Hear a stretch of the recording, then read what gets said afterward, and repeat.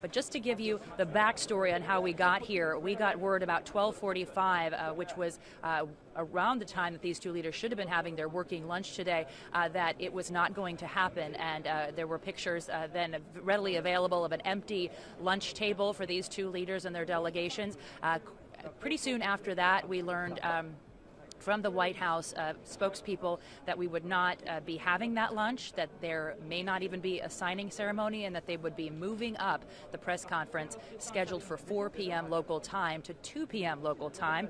We are just about at 2 p.m. local time. We are waiting to hear from U.S. President Donald Trump, who planned to give this solo.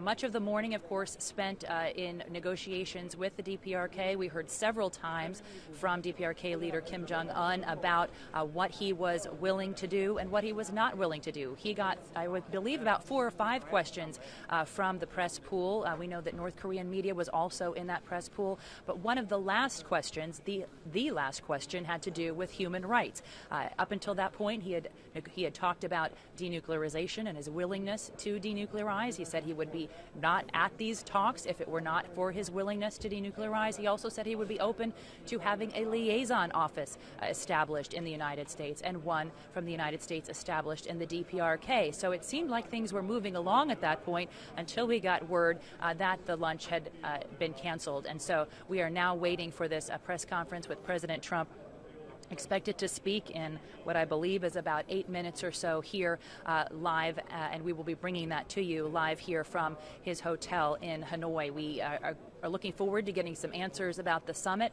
There is also a lot of news back home for this president.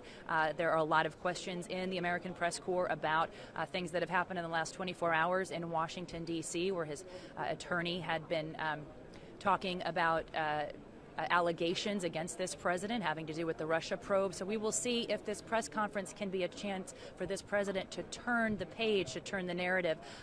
It's clear that the United States had been hoping for some kind of outcome to point to.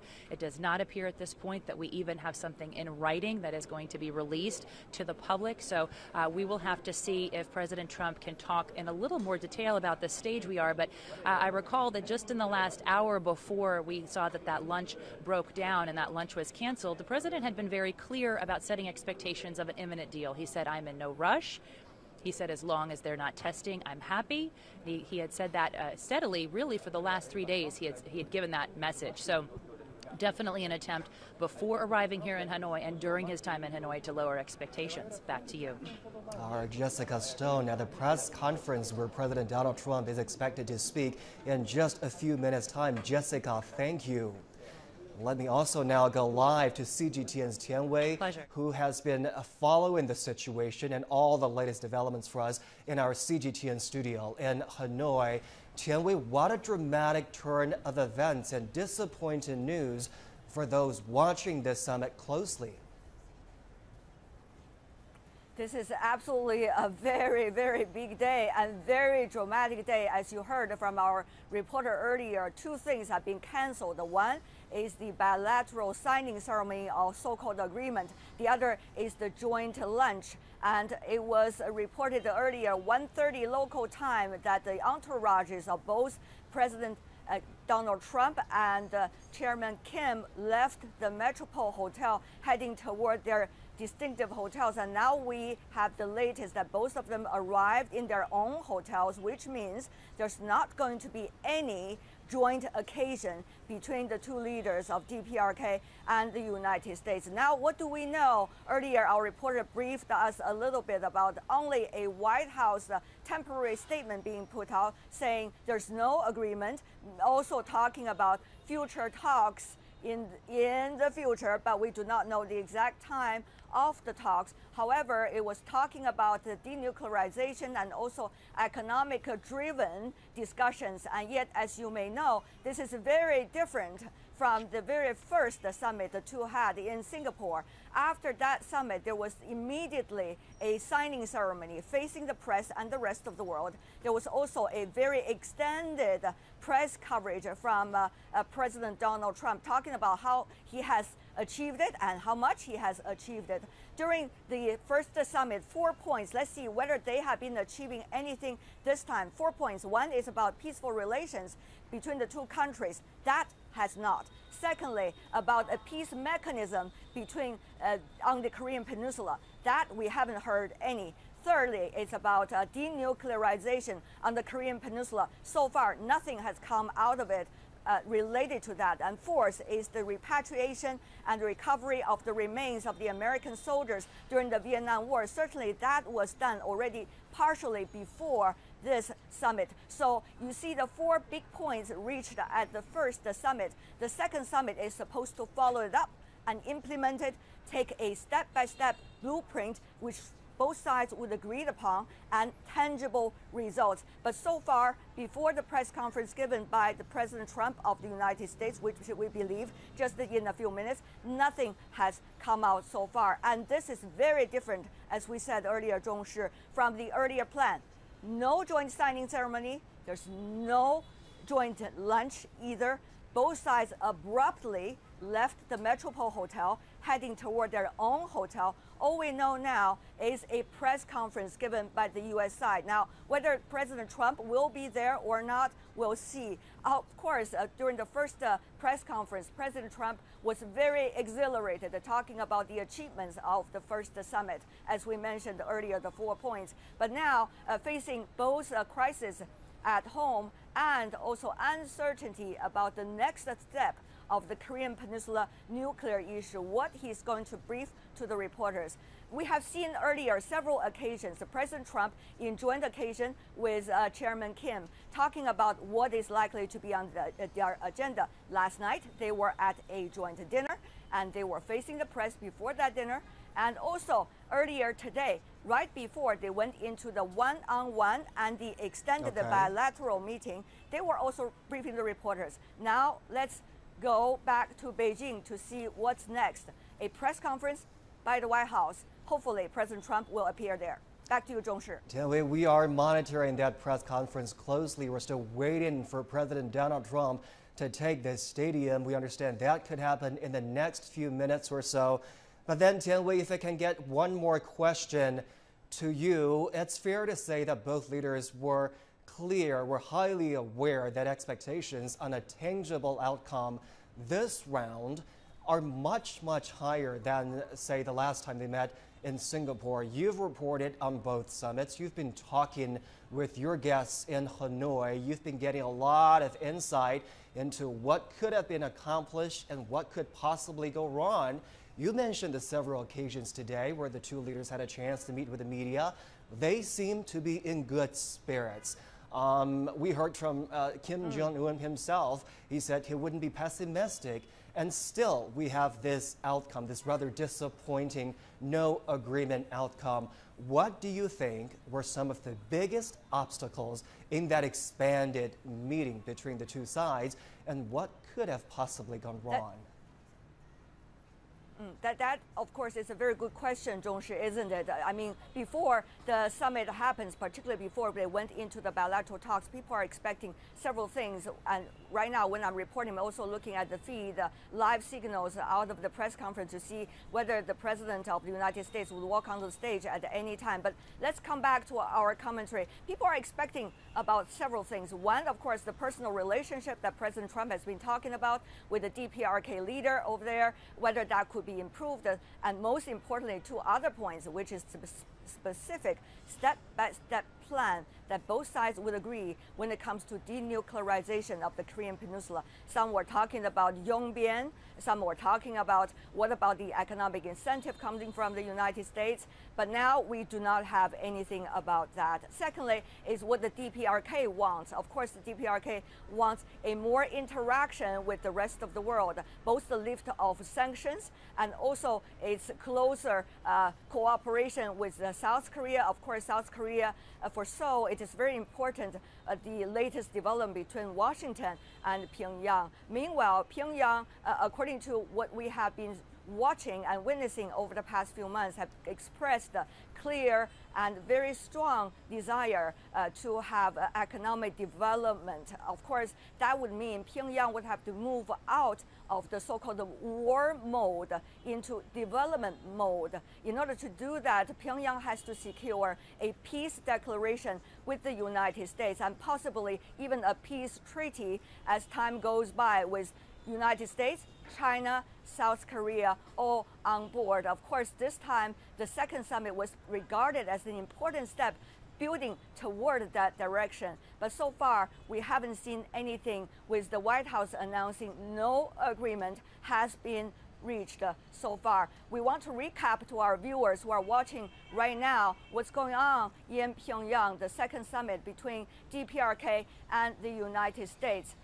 According to the White House latest news, no agreement has been reached on the second summit. Meanwhile, future talks will go on. However, there is no specific time, no specific persons who will be involved in the future talks that have been mentioned by either side, DPRK or the United States.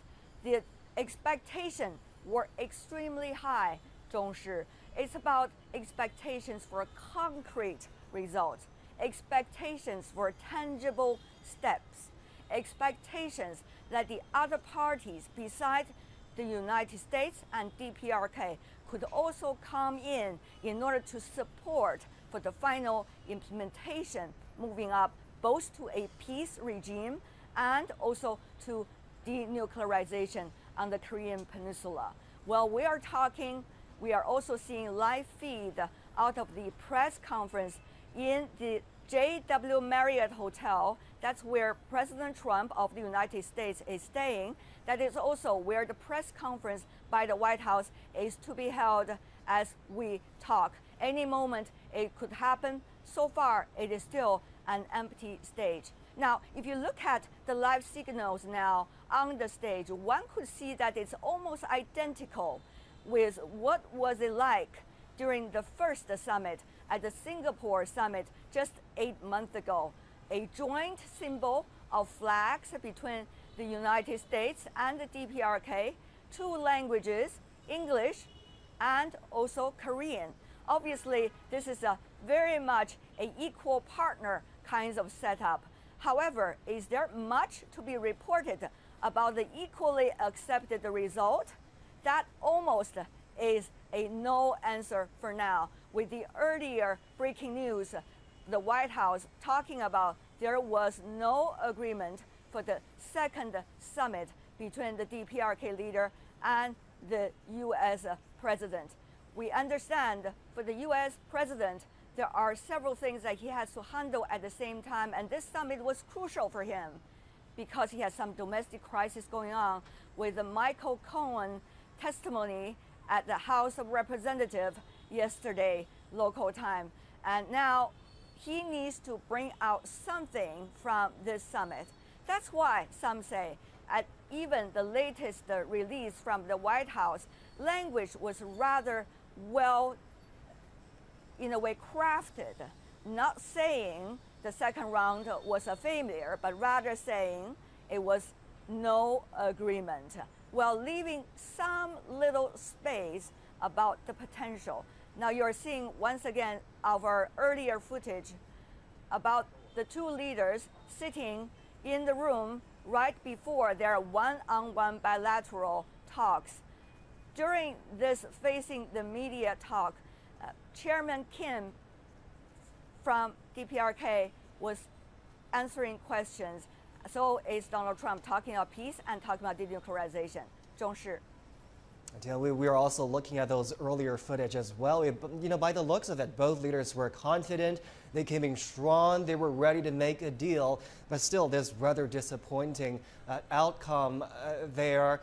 There was a lot of theory on what could happen with those talks. There was never a guarantee that they would eventually work out between the two leaders, but it did came as a surprise to a lot of people that not one item, not one single agreement was reached between the two sides. It's fair to say that both parties went into those talks ready to give concessions. For the DPRK, Yeonbyeon was a big item, as you mentioned, and it has been reported that the DPRK was ready to give up Yeonbyeon. That is its major nuclear research complex where plutonium and uranium enrichment takes place. And if that item, Tianwei, had been on the table as an offer from Pyongyang, what was it going to get from the United States? It wanted economic assistance, relief of sanctions, of course, but then unilateral sanctions from the United States were easier for Washington to lift. There were other sanctions from the international community, from the United Nations Security Council. What do you think, how do you think they, struggled with that offer and counteroffer there, and your theory on why it didn't work out? Two things, Zhongshi, as you rightly point out, two things on DPRK's minds possibly. One, of course, is the economic development. That would mean lifting up of sanctions, both the United Nations sanctions and the bilateral sanctions, for example, that of the United States, for example, that of South Korea. That has not been, so far as we know, achieved at this moment. Secondly, of course, is the establishment of the possible liaison office by the United States inside the DPRK, given the current atmosphere and the apparent so-called no agreement was reached by the White House announced earlier. That is not likely to be the case. Now, this is not necessarily a big surprise if you really look at things in retrospect. The things between the two countries and also the denuclearization process on the Korean Peninsula have been quite bumpy. If you look at the six-party talks, different rounds, there always been failures, pick up and failure and pick up again. That is almost a formula. Meanwhile, if you look at the first summit, which was supposed to be a successful one, but that was very general. The second one is supposed to skip specifics, and this is extremely difficult. Back to you, Zhongshi. All right, Tianwei there in Hanoi. Tianwei, we're going to run a quick story, and then I'm going to come back to you for more discussions as we wait for President Donald Trump to appear at that press conference there in Hanoi. Now let's have a quick review of what happened before the abrupt stop to the summit. In the last joint appearance with both leaders, the idea was floated of setting up a diplomatic office for relations between their countries. They welcomed this as a good idea. Chairman Kim, are you ready to allow the United States to have an office in Pyongyang? Are you ready for that step? It's actually an interesting question. I would like to actually hear that answer, because it's actually not a bad idea. Well, I think that is something which is welcomeable. And this was the second meeting in 8 months between the two men who once traded personal insults and threats of destruction. They had a short one-on-one meeting this morning. It was followed by a 2-hour-long meeting that included negotiators from both sides. And both talks were held behind closed doors. Ahead of the summit, both leaders appeared upbeat, but Trump seemed to temper expectations. He changed his tone on how quickly he wants Pyongyang to denuclearize, saying he is not in a hurry. He hailed his DPRK counterpart as a great leader. Kim Jong Un, for his part, said he would not have come to Hanoi if he weren't willing to denuclearize. And in an apparent first, Kim took questions from foreign media.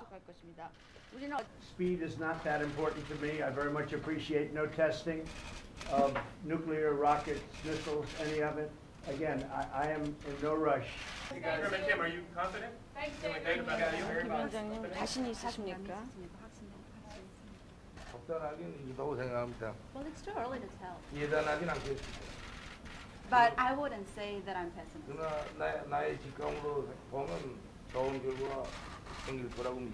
But from what I feel right now, I do have a feeling that good results would come out.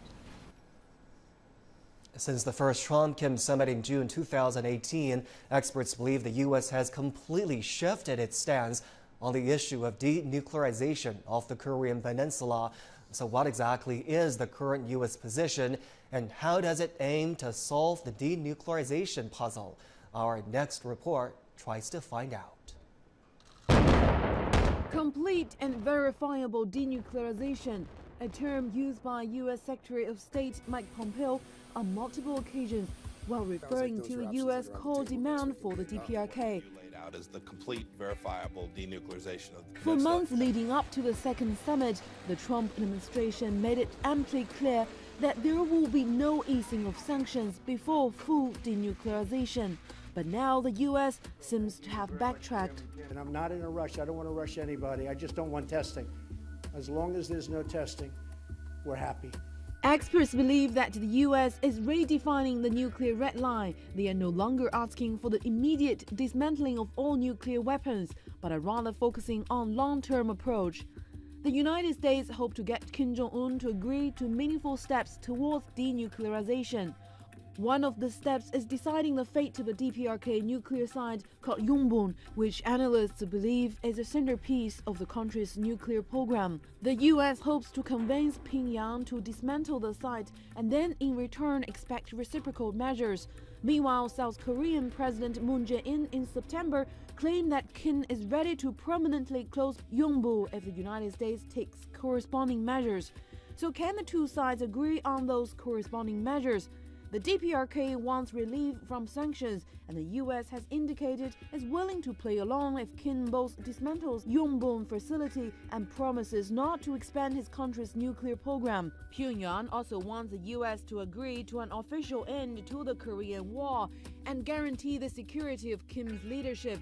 U.S. media report that Trump may agree to this demand, but observers point out the agreement would then undermine the rationale for stationing 28,000 American troops in South Korea. I'm satisfied, you're satisfied, we want to be happy with what we're doing. So the writing, it seems, is on the wall. No immediate or complete denuclearization of the Korean peninsula, but only significant steps in that direction.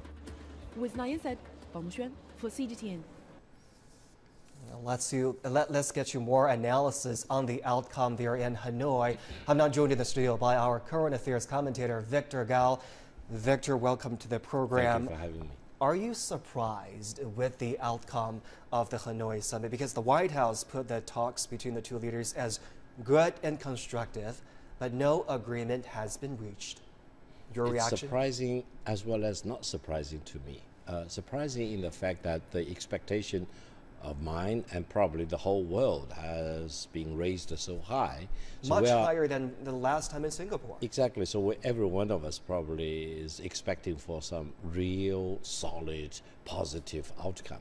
Not surprising in the sense that denuclearization is not an easy walk in the woods. And purely by the skills of negotiation, and you expect to deliver denuclearization from a regime like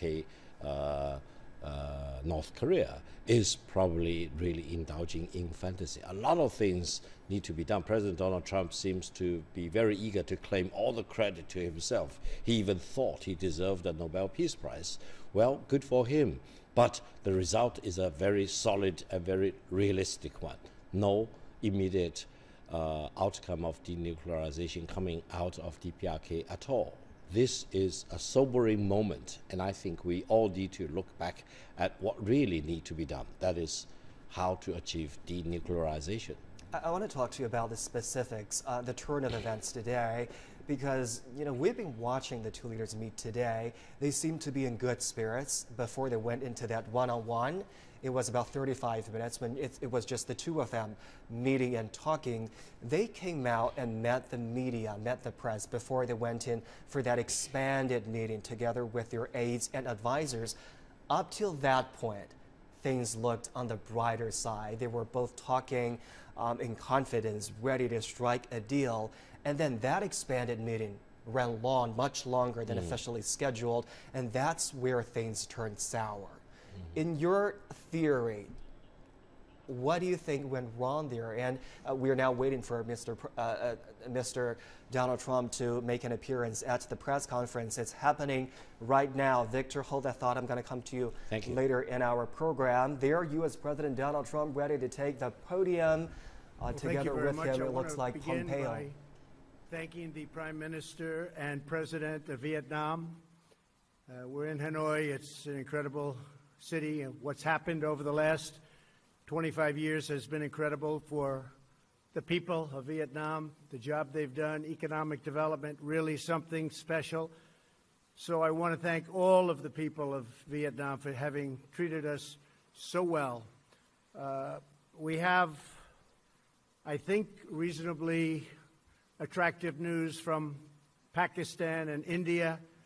They've been going at it, and we've been involved in trying to have them stop, and we have some reasonably decent news. I think hopefully that's going to be coming to an end. It's been going on for a long time, decades and decades.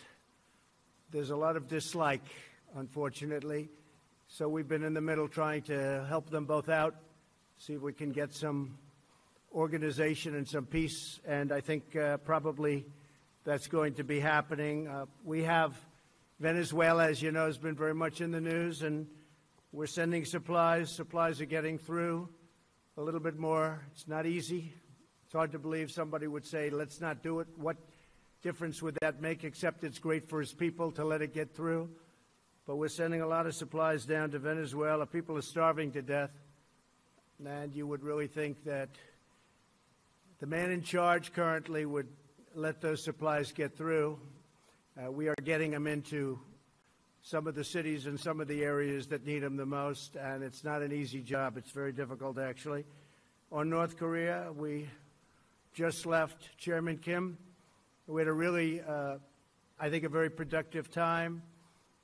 We thought, and I thought, and Secretary Pompeo felt that it wasn't a good thing to be signing anything. I'm going to let Mike speak about it. But we literally just left. We spent pretty much all day with Kim Jong Un, who is, he's quite a guy and quite a character, and I think our relationship is very strong. But at this time, we had some options, and at this time we decided not to do any of the options, and we'll see where that goes. But it was a very interesting 2 days, and I think actually it was a very productive 2 days, but sometimes you have to walk, and this was just one of those times, and I'll let Mike speak to that for a couple of minutes, please. Thank you, Mr. President. We had been working, our teams, the team that I brought to bear, as well as the North Koreans, for weeks to try and develop a path forward. So at the summit, we could make a big step along the way towards what the two leaders had agreed to back in Singapore in June of last year. We made real progress, and indeed we made even more progress when the two leaders met over the last 36 hours. Unfortunately, we didn't get all the way. We didn't get to something that ultimately made sense for the United States of America. I think Chairman Kim was hopeful that we would. We asked him to do more. He was unprepared to do that, but I'm still optimistic. I'm hopeful that the teams will get back together in the days and weeks ahead and continue to work out. It's a very complex problem. We've said since the beginning that this would take time. Our teams have gotten to know each other better. We know what the limits are. We know where some of the challenges are. And I think as we continue to work on this in the days and weeks ahead, we can make progress so that we can ultimately achieve what it is that the world wants, which is to denuclearize North Korea, to reduce risk for the American people and the people all around the world. I wish we could have gotten a little bit further, but I'm very optimistic that the progress that we made, both in the run-up to this summit, as well as the progress that the two leaders made over these past 2 days, put us in position to get a really good outcome.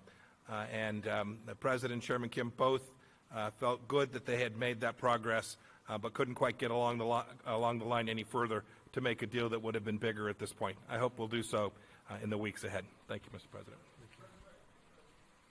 All right, Major, please.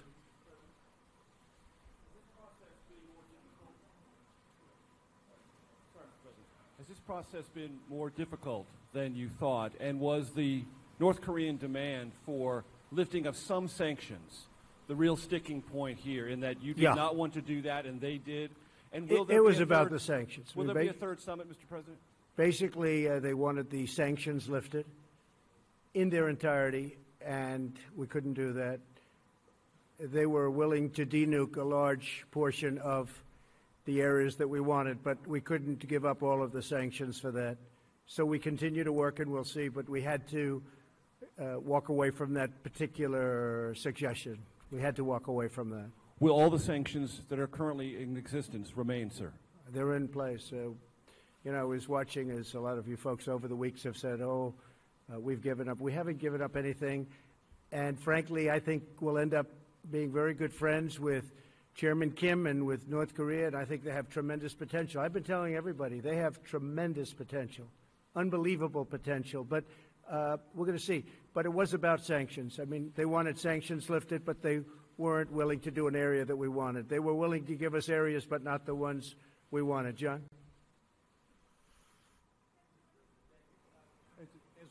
As we know, I mean, there's an incredibly complex set of issues that are at play here in terms of lifting the sanctions and what denuclearization is. Right. Did you get any distance toward sort of what Kim's vision of denuclearization Yes, is? we did. Because We there is a lot of line of thinking that he wants to keep some nukes. Yeah. I mean, would you allow him to do that? And if you Well, can't, I don't, and if you John, can't I get- don't want to comment, excuse me, I don't want to comment on that exactly, but he has a certain vision, and it's not exactly our vision, but it's a lot closer than it was a year ago.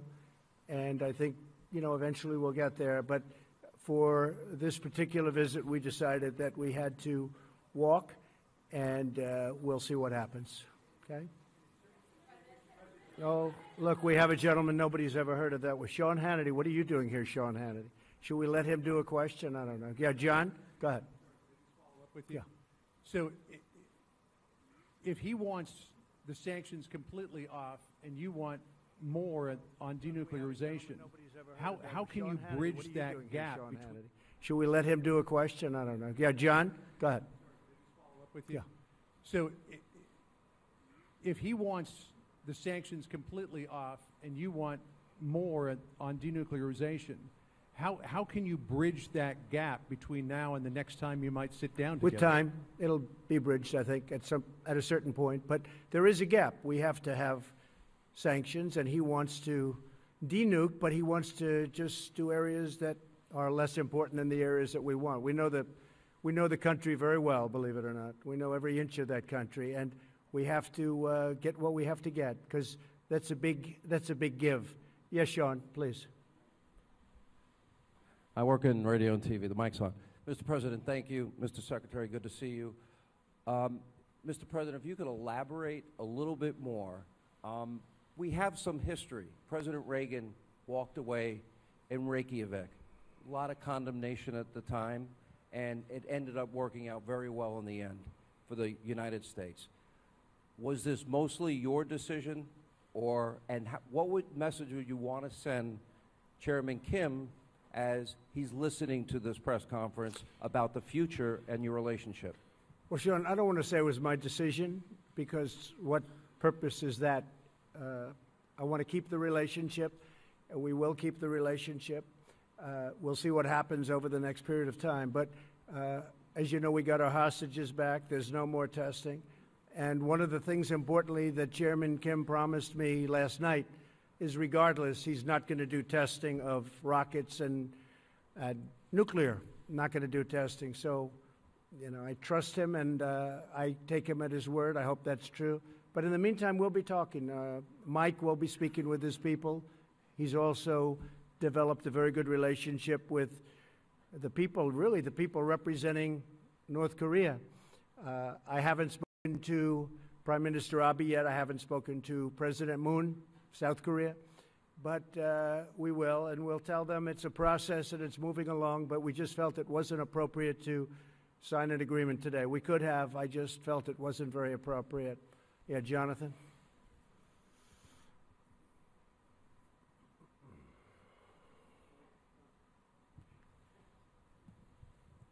Thank you, Mr. President. Thank you. Two questions, if I may. First, did you learn anything new about Chairman Kim through this meeting? And secondly, of course, while this was going on, the drama back in Washington, your former lawyer, Michael Cohen, who worked for you for 10 years, his office right next to yours, right by yours at Trump Tower, he called you a liar, a con man, a racist. What's your response to Michael Cohen? Well, it's incorrect. And, you know, it's very interesting because I tried to watch as much as I could. I wasn't able to watch too much because I've been a little bit busy. But I think having a fake hearing like that and having it in the middle of this very important summit is really a terrible thing. They could have made it 2 days later or next week, and it would have been even better. They would have had more time. But having it during this very important summit is sort of incredible. And he lied a lot, but it was very interesting because he didn't lie about one thing. He said no collusion with the Russian hoax. And I said, I wonder why he didn't just lie about that too, like he did about everything else. I mean, he lied about so many different things. And I was actually impressed that he didn't say, well, I think there was collusion for this reason or that. He didn't say that. He said no collusion. And I was, a little impressed by that, frankly. He could have gone all out. He only went about 95% instead of 100%. But the fact is there is no collusion, and I call it the witch hunt. This should never happen to another president. This is so bad for our country, so bad. You look at this whole hoax. I call it the Russian witch hunt. I now add the word hoax. It's a very, very bad thing for our country. But I was impressed with the fact that he, because the most important question up there was the one on collusion, and he said he saw no collusion. So we'll see what happens, but it was pretty shameful, I think. Yes, ma'am, please. President Trump. Go ahead. How about one of you instead of three? Well, actually, I do have the microphone, I guess, so... Excuse me. Person in the front. Go ahead. No, not you. Excuse me. Yeah, we'll get to you. Thank you. Thank you, President Trump. Jane Tan with CNN News and Guangdong Television. What was the atmosphere like when you walk away from the negotiation table? I think it was very good, very friendly. This wasn't a walk away like you get up and walk out. No, this was very friendly. We shook hands. There's a warmth that we have. Now, I hope that stays. I think it will. But we are, we're positioned to do something very special. This has been going on for many decades. This isn't me. This should have been solved during many presidential runs, and people talked about it. They never did anything. I get a kick out of so many people. No, I agree. I talked with my counterparts as well. Look, we hope we do more, but everyone's very focused on how we continue to build on this. We are certainly closer today than we were 36 hours ago, and we were closer then than we were a month or two before that. So real progress was made. I think everyone had hoped we could do just a little bit better, but the departure was with an agreement that we would continue to work on what has been an incredibly difficult problem. Both sides are resolved to achieve it, and everyone walked away in that spirit. And may I add, you and Chairman Kim are from very different political systems. You are from different generations, and what do you find? It's a very different system. I would say that's true. How do you find you guys in common? Because we saw the atmosphere. We just like each other. I mean, we have a good relationship. It's a totally different system, to put it mildly, but we like each other. Good relationship. Go ahead in the back. Go ahead.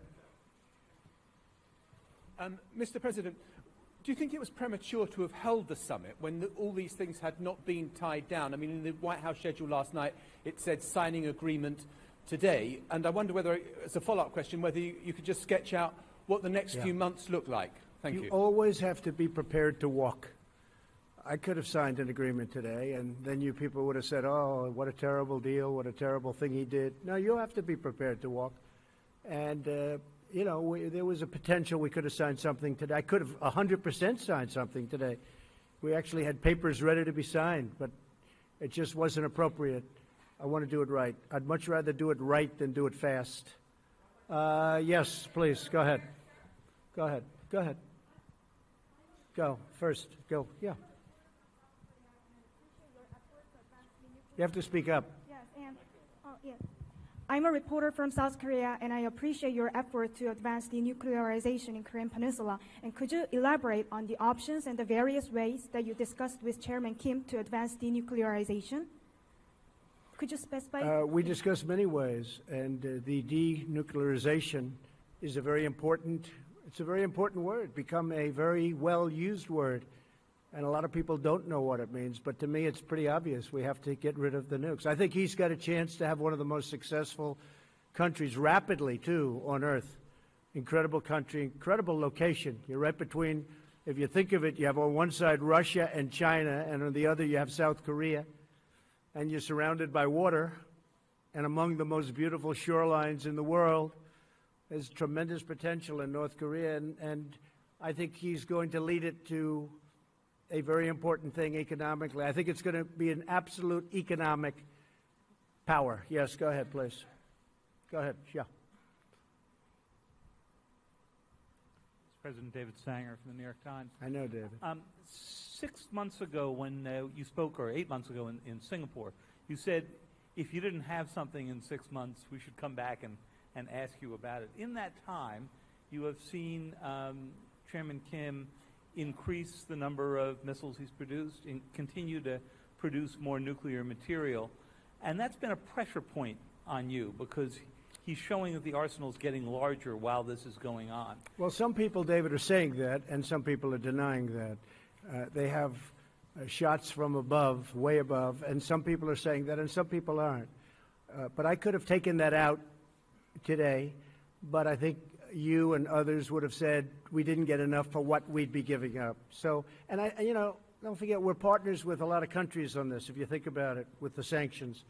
We have a whole big partnership with the United Nations and many countries, including Russia, China, and others. And then, of course, South Korea is very important to this whole thing, and Japan. I don't want to do something that is going to violate the trust that we've built up. We have a very strong partnership. So can you just give us a little more detail? Did you get into the question of actually dismantling the Yongbyon complex? Yes, absolutely. And does he seem willing ultimately to take all of that out? Sure, totally. He does. He just wants all the sanctions off first. He would do that, but he wants the sanctions for that. And as you know, there's plenty left after that. And I just felt it wasn't good. Mike and I spent a long time negotiating and talking about it to ourselves. And just, I felt that that particular, as you know, that facility, while very big, it wasn't enough to do what we were doing. So he was willing to do Yongbyon, but you wanted more than that, I assume? We had to have more than that, yeah. We had to have more than And that. so you Because needed there are more? other things that you haven't talked about, that you haven't written about, that we found, and we have to have. That was done a long time ago, but the people didn't know about. Including And the we uranium, brought- including the second uranium enrichment plant. Exactly. And we brought many points up that I think they were surprised that we knew. But we had to do more than just the one level, because if we did the one level and we gave up all of that leverage, it's been taking a long time to build. So he and was, I want to take, he was by the not way, willing to take out that second. David, I want to take off the sanctions so badly because I want that country to grow. That country has got such potential, but they have to give up more. We could have done that deal. Mike, you want to speak to that? Only, David, there are also timing and sequencing issues that were associated with that as well, which we didn't quite get across the finish line as well. But remember, too, even that facility, even the Yongbyon facility, and all of its scope, which is important for sure, still leaves missiles, still leaves warheads and weapon systems. So there's a lot of other elements that we just couldn't get to. And the listing of all of them. Which yes, sir, and a declaration associated. All of those things we couldn't quite get there today. That's right. Go ahead.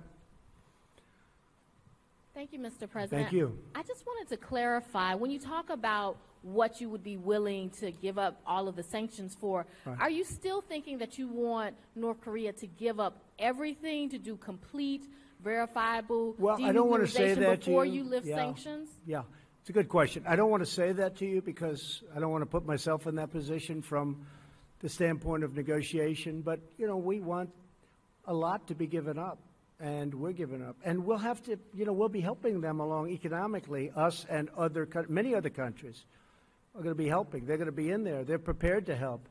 I can tell you Japan, South Korea, I think China, so many. And speaking of China, we're very well on our way to doing something special, but we'll see. I mean, I am always prepared to walk. I'm never afraid to walk from a deal. And I would do that with China, too, if it didn't work out. Are you concerned if you're not able to reach an agreement that the testing will start again, or that while all of this time Well, is he said passing the by, testing, they're continuing to develop their program? He said the testing will not start. He said that he's not going to do testing of rockets or missiles or anything having to do with nuclear. And all I can tell you is that's what he said, and we'll see. Yes, go ahead, please. Go ahead, please. In the back. Red, in the red. Thank you, Mr. President. Yes, thank you. Jessica Stone from CGTN. I have a question about China, as you were talking about. You talk about China being willing potentially to help economically, and the fact that you've talked or will talk to Presidents Moon and Prime Minister Abe. How would you describe China's role in facilitating the engagement that's happened so far between Pyongyang and Washington? I think China's been a big help, bigger than most people know. On the border, as you know, 93% of the goods coming into North Korea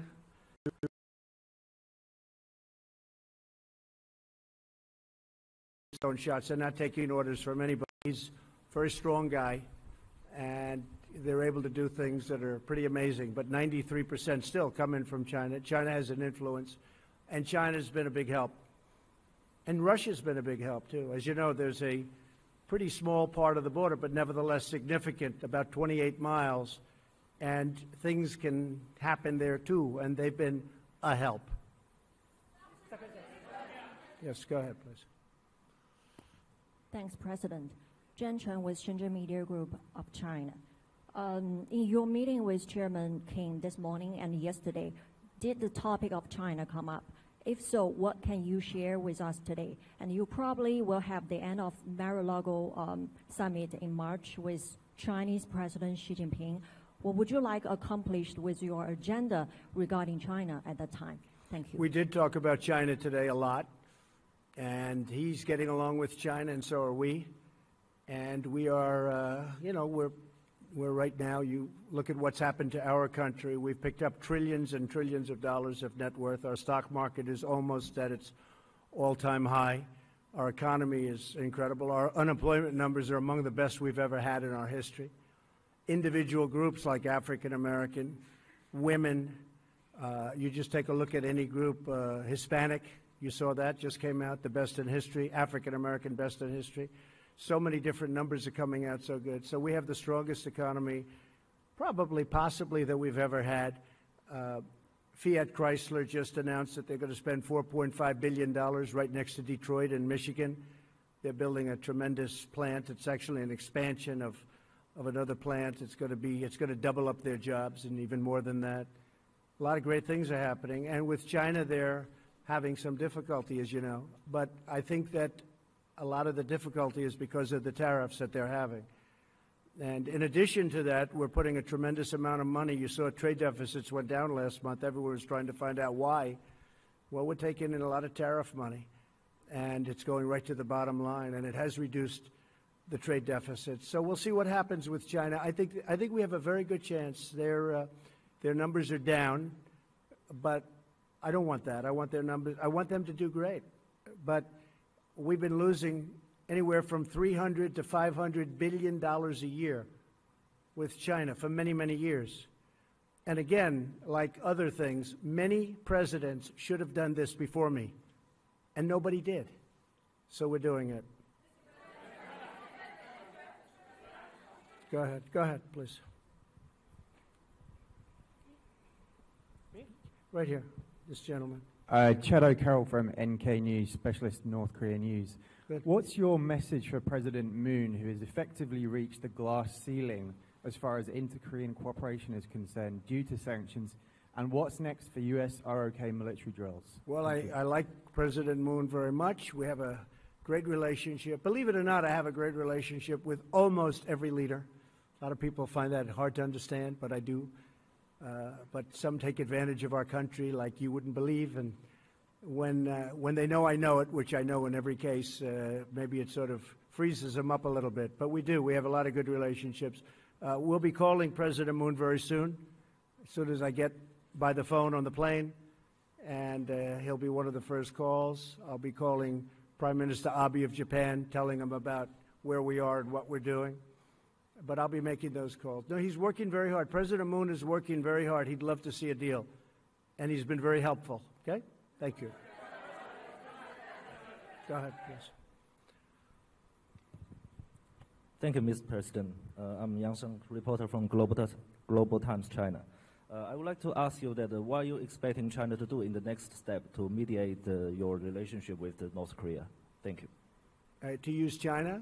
Yeah, from China. Well, we do. I mean, China's been very helpful. President Xi is a great leader. He's a highly respected leader all over the world, and especially in Asia. And he's helped us, Mike, I would say he's helped us a lot, right?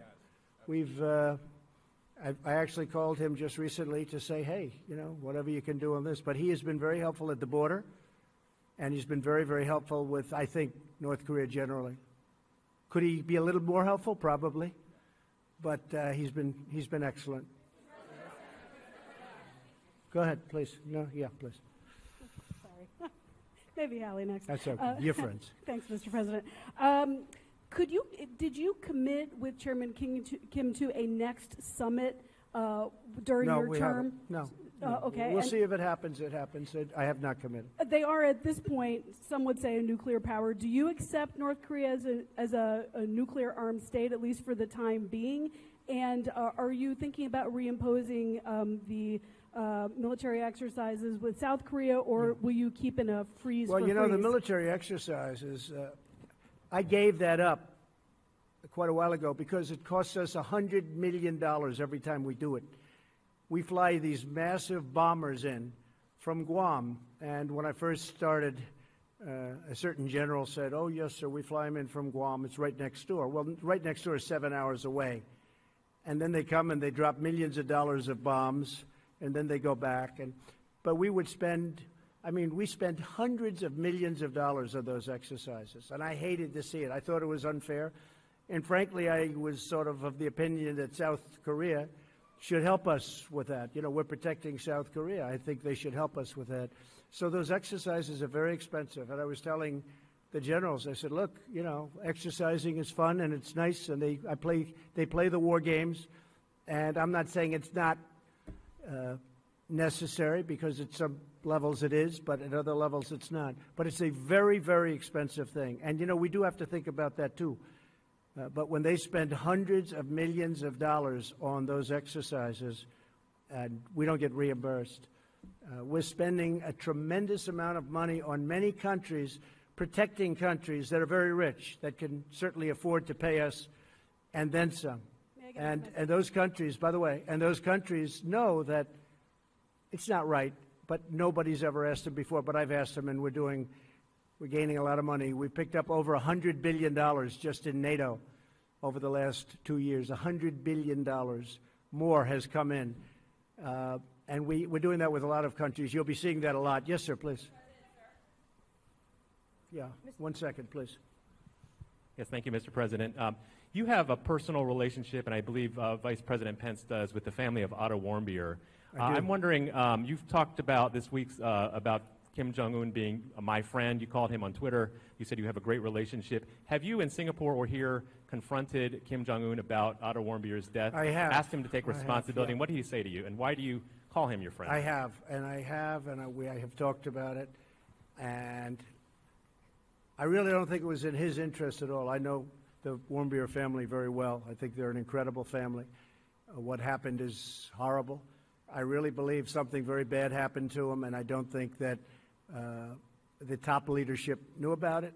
And when they had to send him home, by the way, I got the prisoners back, I got the hostages back, and Otto was one of the hostages, but Otto came back in shape that was not even to be talked about. I thought it was horrible. Now, the others came back extremely healthy, but Otto came back in a condition that was just terrible. And I did speak about it, and I don't believe that he would have allowed that to happen. It just wasn't to his advantage to allow that to happen. Those prisons are rough. They're rough places, and bad things happened. But I really don't believe that he was. I don't believe he knew about it. Did he tell you that he did not? Did Kim Jong Un tell you? He felt badly about it. I did speak to him. He felt very badly. But he knew the case very well, but he knew it later. And you got a lot of people, a big country, a lot of people, and in those prisons and those camps, you have a lot of people, and some really bad things happened to Otto. Some really, really bad things. Why are you? But he tells me that he didn't know about it, and I will take him at his word. Yes, ma'am. Go ahead, please. Please go ahead in the back. No, in the back, behind you. Thank you. Mr. President, Schwarzman Valentina, Sputnik News Agency. Have you discussed the issue of possible inspections to North Korea nuclear sites during your negotiations? You're going to have to speak a little louder. And where are you from? Where are you from? Russia, Sputnik News Agency. Okay. Have you discussed the issue of possible inspections to North Korea's nuclear sites during your talks with the chairman? Why don't you answer that, Mike? I can't. Good. Inspections I was to worried nuclear about sites. International inspections, yes. Inspections on North Korea? Yeah, inspections we'd be to able, the yeah, nuclear we'd be able to sites. do that very easily. We have that set up, so we would be able to do that very easily. The inspections on North Korea will take place, and will, if we do something with them, we have a schedule set up that is very good. We know things that, as David was asking about certain places and certain sites, there are sites that people don't know about that we know about. We would be able to do inspections, we think, very, very successfully. Yes, ma'am, please, please. Yes, go ahead, please. Yes.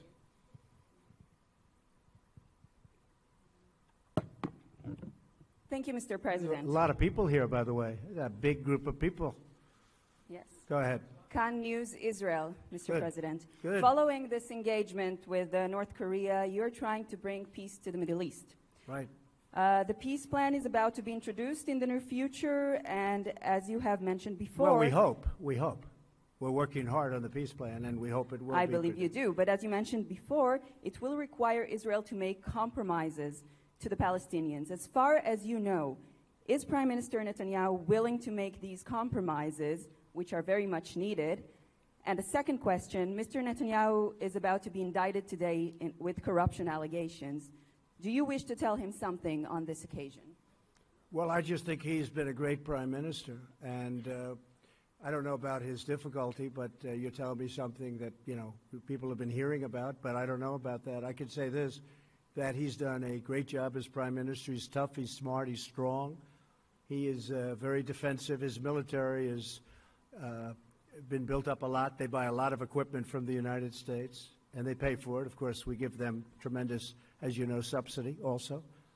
$4 billion is a lot each year, but they've been very, very good. They've been incredible, actually, in many ways. But there is a chance for peace between Israel and the Palestinians. And, you know, it's interesting. All my life, I've heard that the toughest of all deals, when they talk about tough deals, we all like deals, but the toughest of all deals would be peace between Israel and the Palestinians.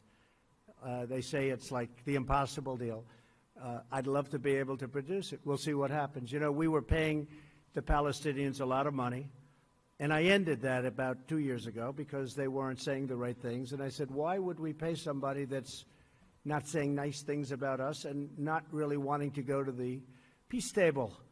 And they've been much better, and we'll see what happens. But I think we have actually a good shot at peace between Israel and the Palestinians. Yeah, go ahead, please, sir. Mr. President, I'm from China. My question is, do you still believe it is possible that the North Korea and U.S. relation could be like the U.S. and the Vietnam relation in the future? You have to go again? Do you still believe that it is possible the relation between U.S. and North Korea in the future could be like the relation between U.S. and Vietnam? Yeah, I think we're going to have, we have very, very good relations. And by the way, speaking of, you mentioned Japan, we have a lot of good things happening with Japan. We have trade talks started. For years, Japan has been sending millions and millions of cars in, and as you know, it's not been a very fair situation for the United States. We're starting trade talks with Japan. They actually started about 3 months ago, and I think we'll have a very good deal for the United States. But that's been a very unfair situation.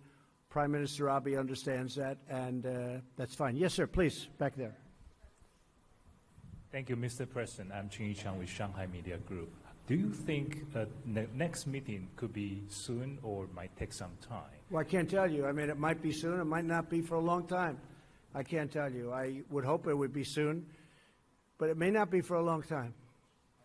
I could have done a deal today, but it would have been a deal that wouldn't have been a deal that would have been something that I wouldn't have been happy about. Mike would not have been happy about. We had some pretty big options, but we just felt it wasn't appropriate, and we really want to do it right. Yes, in the back, in the back. Yes, ma'am, please. Debbie Edward, ITV News. At which point did it become clear to you that you wouldn't be getting a deal here in Hanoi? The language from yourself and Kim Jong Un was very positive last night and even this morning, and therefore was it a mistake to come here? No, I think the language was good all throughout. The language has been good even now, but you know, I don't go by language because we had probably the toughest language in the history of diplomacy, if you call it diplomacy, at the beginning, and yet we became very friendly. I don't believe there was any tougher language ever than that. But again, this was something that should have been handled by other presidents long before me, and long before they had the kind of power that they have. But it wasn't. It should have been done by many. I'm not just blaming the Obama administration, which, by the way, it did nothing, absolutely nothing on North Korea. It allowed things that happened and to happen that were very inappropriate. But I'm not blaming the Obama administration. I'm blaming many administrations. Something should have happened. But I don't think the rhetoric's been bad at all. Initially, it was horrible, but now it's been very good. All right, one more. How about you? Go ahead, please. Please, go ahead. Go ahead. South Korea, Jong-un Kim from South Korea. Good. Channel 8, Dongaevo, South Korean media outlet here. I'd like to ask you, you said that we do not particularly know when North Korean leader will be willing to come to the table and take the actions that's been required. If that's the case, would the U.S. be willing to strengthen the sanctions and perhaps put the pressure on North Korea to move forward? I don't want to comment on that. I can just tell you this, that we have very strong sanctions. I don't want to talk about increasing sanctions. They're strong. They have a lot of great people in North Korea that have to live also, and that's important to me. And I would say this, my whole attitude changed a lot because I got to know, as you know, Chairman Kim very well, and they have a point of view also. So I don't want to really talk about that. I just think that hopefully for the sake of South Korea, for the sake of Japan, and frankly for the sake of China, I was talking to President Xi, who really is a man that gets the respect of a lot of people. I say you can't love having a nuclear state right next to China. And he doesn't. He really doesn't. He would like to see that problem solved, too. So that's it. Well, ladies and gentlemen, I'm about to get on a plane and fly back to a wonderful place called Washington, D.C. So thank you very much. Thank you. Thank you, fellas. Thank you very much. That is a press conference held by U.S. President Donald Trump there. The press conference was moved up in time and schedule after it became apparent that the two sides, the DPRK and the United States, didn't reach a deal this time around in Hanoi. Both U.S. President Donald Trump and Secretary of State Mike Pompeo spoke at the press conference. They were very careful with their words in describing the situation in what happened between the United States team and the DPRK team. They allowed for much more time to the Q&A session than they spent on briefing the situation to the media there. And for now, let me hand over things to Tianwei in our CGTN studio in Hanoi. Tianwei, despite their efforts to be very concise in their words in describing the situation, we were able to piece together a general picture on what has transpired in their talks this time. Let's get your takeaway on the meetings. It's been a press conference going on for about 15 minutes by the U.S. President Donald Trump at the previously scheduled presser by the U.S. side. Several points we want to point here. What has been achieved, what have not, what each side have got, and what still need to be done. From the U.S. side, obviously the president was trying to say, together with the help of the Secretary of State, that the DPRK side has pledged the stopping of missiles, warheads, and weapons. And also President Trump said that the U.S. knows better about the DPRK than most of the people does, and he said almost every inch of that country, and therefore they are asking more than just the Yongbian, the issue of Yongbian, but rather more than that. And the Secretary of State said even about the issue of Yongbian, there's a difference in from the two sides about the sequence and the timing of actions to be taken by the DPRK side. Meanwhile, what has the U.S. got is, according to President Trump, so-called good atmosphere between the two countries and the two leaders. He said even when he walked away, it was very warm. And the warms continue, and he hoped that will be the case. Of course, that's his words. About what to be done from the U.S. side, it's talking about weeks to come. And then at the end of the press conference, the president seemed to contradict himself a little bit and saying there's no clear timeline. It might be weeks and might be a long time to go. So at this point, we're not very clear, even coming from one press conference given by the U.S. president. From the DPRK side, according to the U.S. side, the reference to DPRK side, what they said during the bilateral and extended bilateral talks, the DPRK side apparently want to ask for the overall lifting of sanctions against the DPRK, which the United States, according to President Trump, did not agree. And also, it was about the DPRK side, what it has got, continuously stopping of military exercises coming from the U.S. side. President Trump said that about the stopping of military exercises right after the first summit, and according to the earlier words by him, that continues. Meanwhile, there's something related to China, very important, being delivered in the press conference. The president actually was asked by several reporters coming from China or related to China, including our very own CGTN reporter Jessica Stone. And he has been talking about the help coming from China. He talked about Chinese leader Xi Jinping as a very respectable leader, both in the world and also in the region. He's expecting more, though, help from China. He's talking about Japan and also South Korea. He said he's going to call the two leaders on the plane back home. So a lot going on right now. But so far, once again, no agreement for the second summit. Possibly weeks of negotiation to come, but not sure, possibly also a longer time. And he's asking for help and support from the other parties. Back to you, Zhongshi. All right, our Tianwei following all the latest developments there for us in Hanoi. Tianwei, thanks so much. And we thank you for staying with us on our special coverage on the Kim-Trump summit in Hanoi. I'm Zhongshi in Beijing. Stay with CGTN.